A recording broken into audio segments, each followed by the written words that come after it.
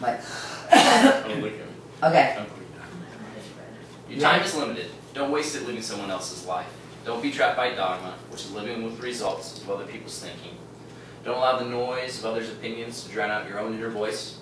And most importantly, have the courage to follow your own heart and intuition. They somehow already know what you truly want to become. Everything else is secondary. This is a famous quote by Steve Jobs, a revolutionary inventor of the 21st century. I believe him to be influential and very important for our times. My name is SPCH, and I want to present to you why I believe him to be a very influential person of the 21st century. I want to start off with his origins. Steve Jobs was born February 24th, 1955. He was adopted by Paul and Clara Jobs. He had a normal upbringing, one sister, normal house, normal schooling. The very unique thing about Steve was that he was interested in computers. He couldn't get enough. To say the word obsessed would be to understate it. He began going to Hewlett-Packard after school, attending seminaries and information meetings where he was able to learn all about the company and what they were doing. In the summer, he became a summer intern, where he met Steve Wozniak, his best friend and soon-to-be co-founder in Apple Incorporated. After high school, he went off to Reed College, where he attended just one semester of very important education, I would say.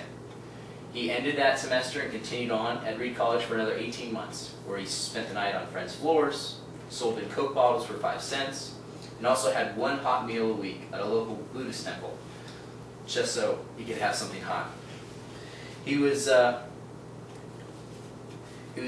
wanting something deeper and something more, and so he decided to take a trip to India, where he was able to have a spiritual revelation, figure out who he was in the universe and what he believed, and came back a new man. He then started selling Apple computers out of his garage with his best friend Steve Wozniak, who was then working at Hewlett-Packard. Together, they were able to develop the Apple I computer, which was one of the first personal computers to be developed. The big reason they developed this was to impress the hobbyists at the time. They met up with local hobbyists in the San Francisco area and were always competing with each other. He also went to computer shows and had a big fanfare when people saw the computer. So, on April 1976, April 1st, 1976, Apple Incorporated started with Steve Jobs and Steve Wozniak. They had a very good upbringing and were able to start the company off on a good foot. In 1978, the Apple II was introduced. That computer revolutionized the personal market. It was a big hit in U.S. markets and was one of the first personal computers to ever be sold on such a large scale. Things didn't always go well for Steve, and in May 1985, he was let go from Apple. His board of directors at the time and his CEO that he had personally brought on did a coup de grace and ousted him.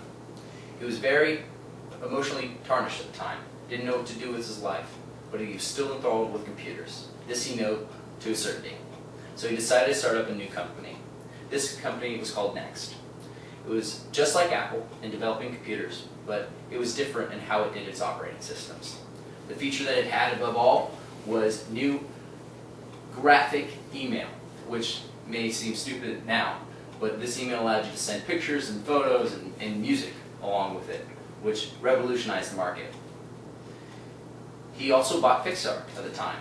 He decided to do it to develop graphic chips, but was unable to bring that idea to fruition with the company. So he then allowed Pixar to develop with Disney to what we now have are great animated films, the first to be exact.